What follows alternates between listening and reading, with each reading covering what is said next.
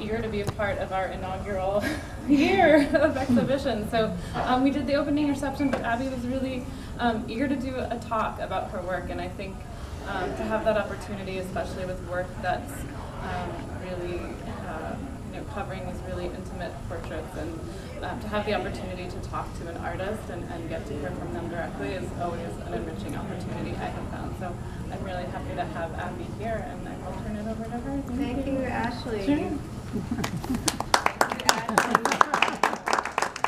you videotaping this?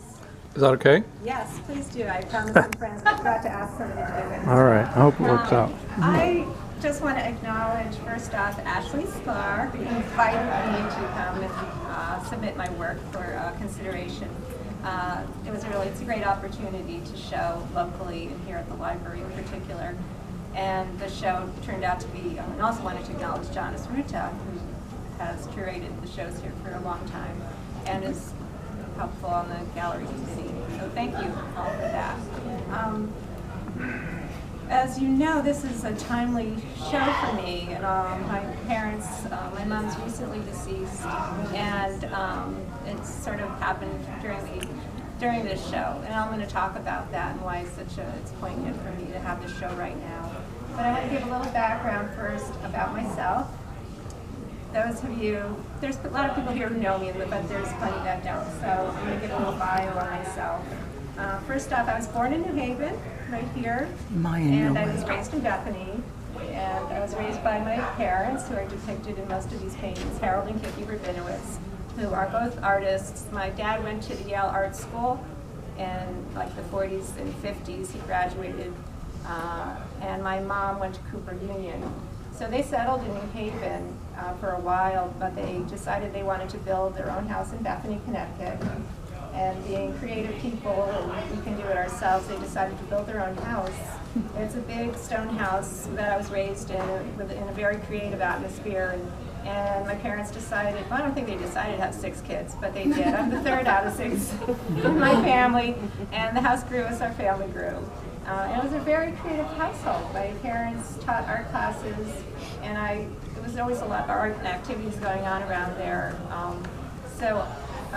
They taught children's art classes every Saturday morning in our house, and eventually they were the original founders of the Creative Arts Workshop, and the beginning classes began at our house in their classes. So they were influential in the development of the arts in New Haven, and my mom served as president later on. And God, what else did they do? They started a business. We all kind of got involved with the arts and science. And so it seemed natural for me to eventually choose to be an artist myself. I hardly questioned it. At one point, Harold said to me, Abbie, you can be anything you want. You don't have to be an artist. But I was just sort of following along because it was something that I enjoyed doing, and I figured I would be an artist. So I went to art school, and I graduated from SUNY College of Purchase in 1979. And soon afterwards, I actually went to California, where I lived for nearly 30 years, or actually more than 30 years. I visited my family frequently every year. I stayed in touch with my parents because, just being with my family and being connected to my parents is important to me. And finally, about 4 years ago, my mother asked me to move back because she felt it would be not just good for her, good for me. And my mother has had dementia, kind of a slowly progressive dementia for over 10 years. So she kind of broke through her dementia haze and really explained to me why it was important, and it made sense. She was so lucid, and I agreed it was time. They were elderly, and if it wasn't then, I don't know when it would be.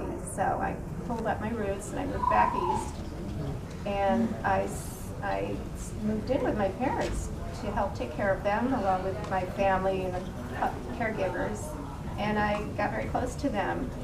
And during that time I thought, well, I've been wanting to get my master's degree for a really long time, and it made sense to go to school while I was living at home and have to support myself, and I could focus on my art. So I looked at some programs, and WestCon was a really good program. It seemed like a good fit. And so I went to get my MFA finally, and I didn't go planning to paint portraits of my parents. In fact, I had been painting landscapes, and I thought I would be painting landscapes and getting more into my plein air, that developing landscape painting.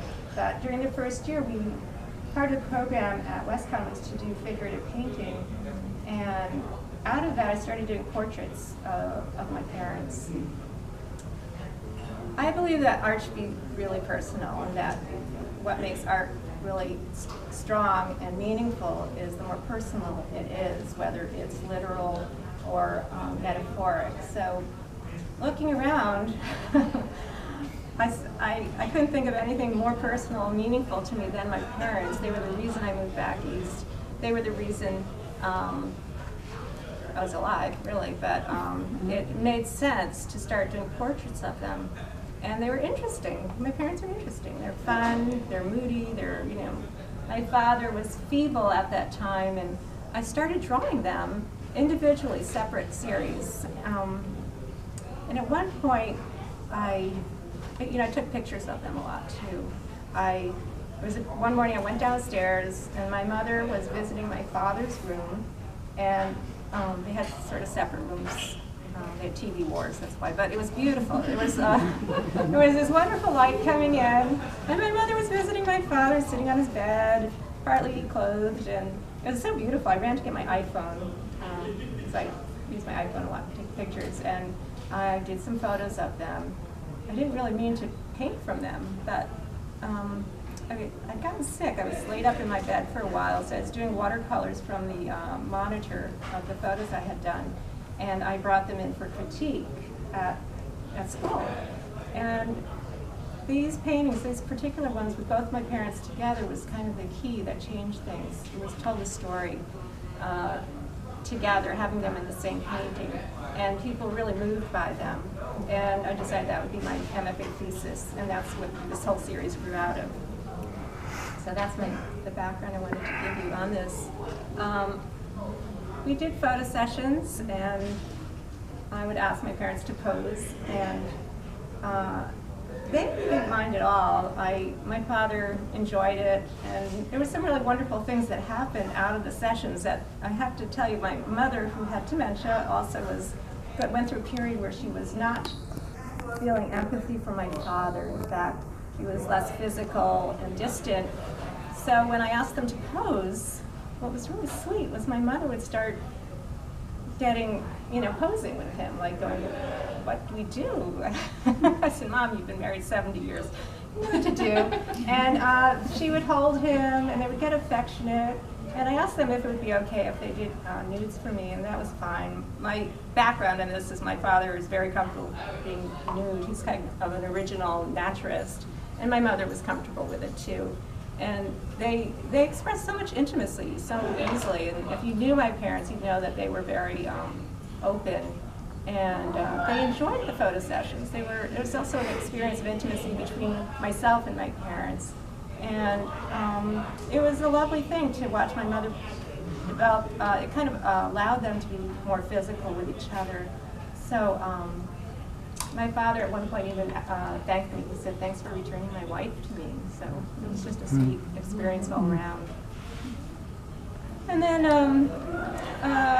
so I continued painting, and I worked, just working out painting stuff with these. There's composition, there's how to, crop people in paintings, all these kind of more formal aspects of painting. But I think what comes out in these, and what I've been told, is just the pure tenderness and the affection between them.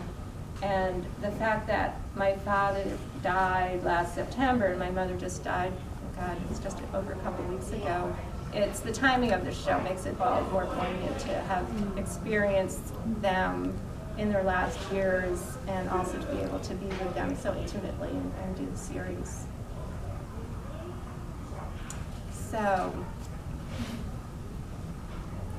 I think that pretty much sums up what it is that I wanted to talk about. I think there's tenderness, there's love, there's also a lot of vulnerability that I wanted to express, especially between the two of them, but also there's a whole series on the other side, We Can Walk There, which has to do with the caregiver.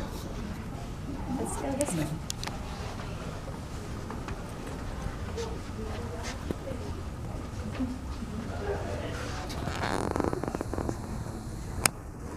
I'm just sticking with you.